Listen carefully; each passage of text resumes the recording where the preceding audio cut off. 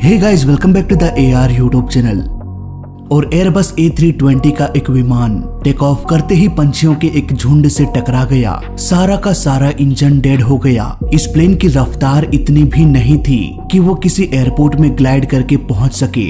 आखिर क्या हुआ इस प्लेन के साथ, कैसे इस प्लेन को सुरक्षित लैंड कराया गया, जानेंगे पूरी कहानी आज के इस वीडियो में।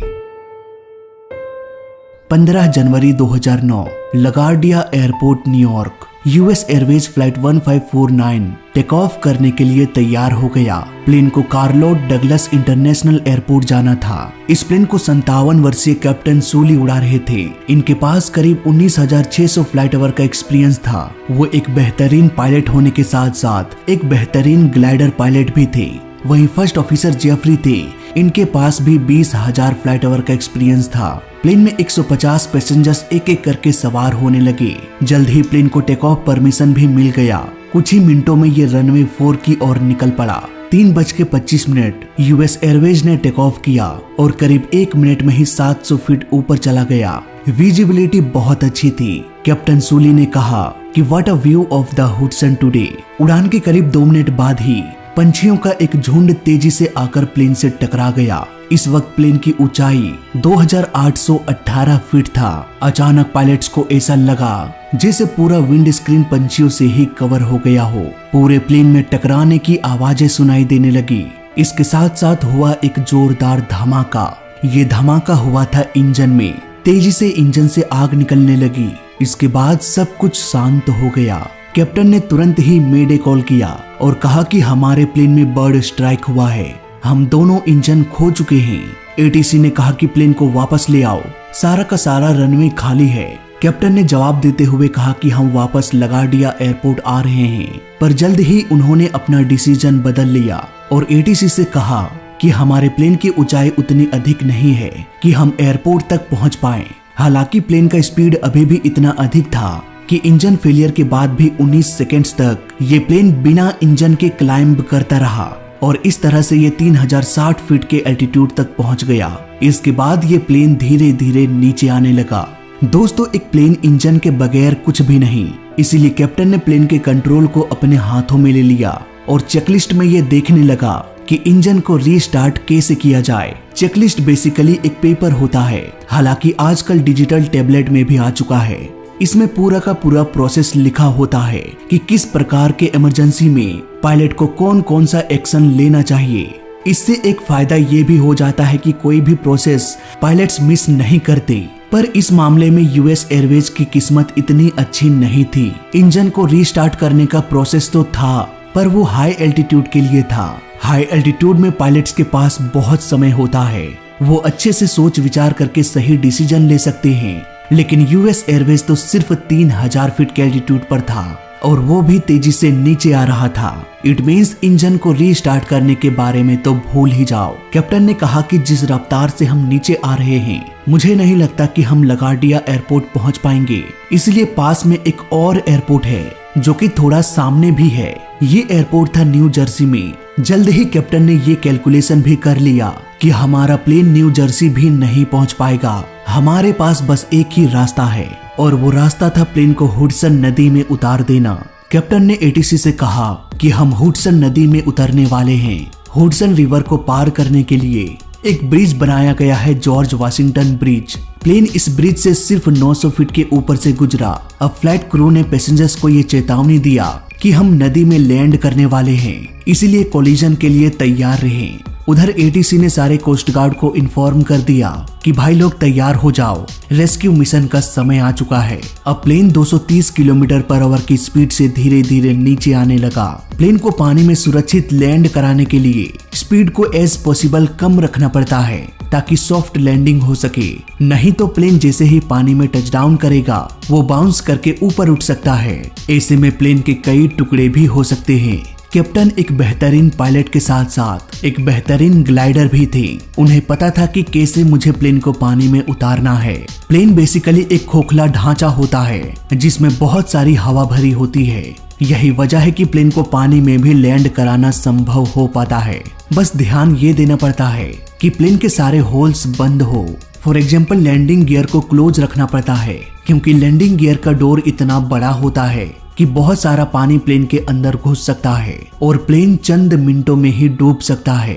यूएस एयरवेज जैसे जैसे नीचे आ रहा था वैसे वैसे कॉकपिट में अलार्म भी बजने लगा। ये अलार्म था GPWS यानी कि ग्राउंड प्रोक्सिमिटी वार्निंग सिस्टम की। जब प्लेन का कंप्यूटर ये देखता है कि प्लेन ग्राउंड के नजदीक आने लगा है लेकिन फिर भी इसका लैंडिंग गियर क्लोज है, तो कंप्यूटर को लगता है कि भाई ये सही नहीं है, या तो प्लेन को ऊपर ले जाओ या फिर लैंडिंग गियर को डाउन करो। इसलिए back to back landing gear और पुल अप का अलार्म बजने लगता है। कैप्टन ने इन अलार्म्स को इग्नोर करते हुए प्लेन को पानी में टच डाउन करा दिया। प्लेन का फ्यूजलेस पानी में फिसलते हुए कुछ दूर आगे बढ़ता गया और फाइनली कुछ देर में रुक गया। यहाँ पर एयरबस कंपनी को भी ये पता था कि कभी न कभी प्लेन में ऐसा प्रॉब्लम जरूर आएगा जब इसे पानी में इमरजेंसी लैंडिंग कराने की जरूरत पड़ेगी। इसलिए कंपनी ने एक डिचिंग बटन को भी प्रोवाइड किया था। इस बटन को प्रेस करने के बाद प्लेन खुद को तैयार कर लेता है पानी में उतरने के लिए। इस बटन को प्रेस करते ही प्लेन का सारा इनलेट्स क्लोज हो जाता है।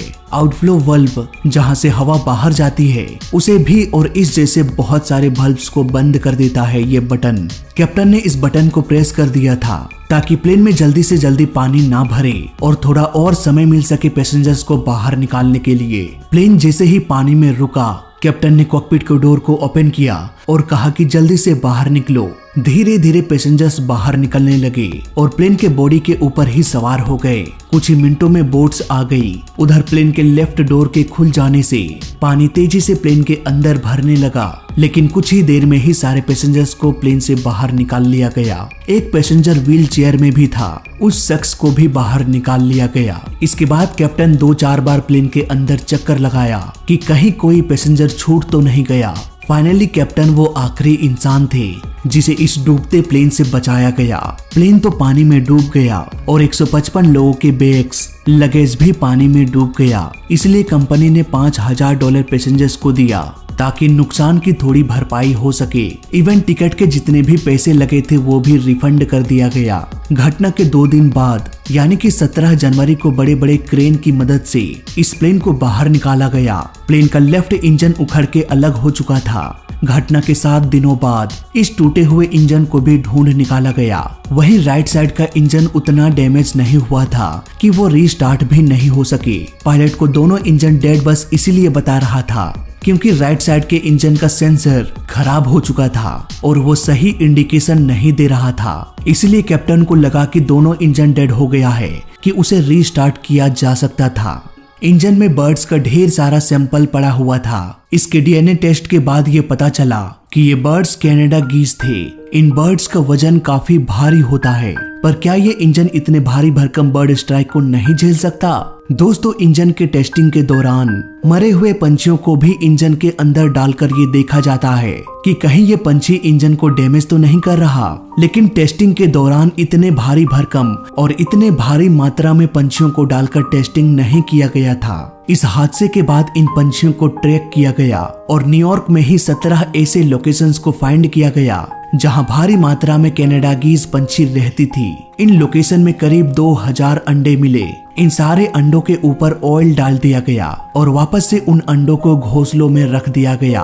अंडे के ऊपर ऑयल डालने से ऑक्सीजन और कार्बन डाइऑक्साइड एनवायरनमेंट से पास होना बंद हो जाता है और अंडे का सेल्स कभी डेवलप कर ही नहीं पाता। इस तरह से सारे के सारे अंडे खराब हो जाते हैं। इवन अंडे के अंदर बच्चा भी हो तो वो अंदर ही मर जाता है। ऐसे में इन बर्ड्स को लगता है कि यहाँ कोई महामारी आ चुकी है जो हमारे सारे अंडे को खराब कर रहा है।